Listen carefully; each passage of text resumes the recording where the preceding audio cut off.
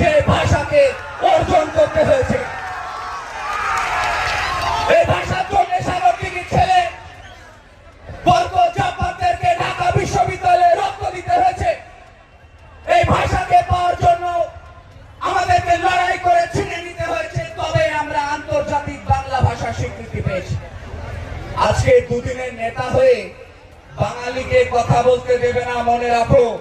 মুর্শিদাবাদের মাটির লোক, নলিনী বাগচির মাটির লোক, সিরাজউদ্দৌলার মাটির লোক, মরহুম মান্নান হোসেনের মাটির লোক, যেদিন রক্তাক্ত পরিস্থিতি তৈরি হবে প্রমাণ করে দেব মুর্শিদাবাদ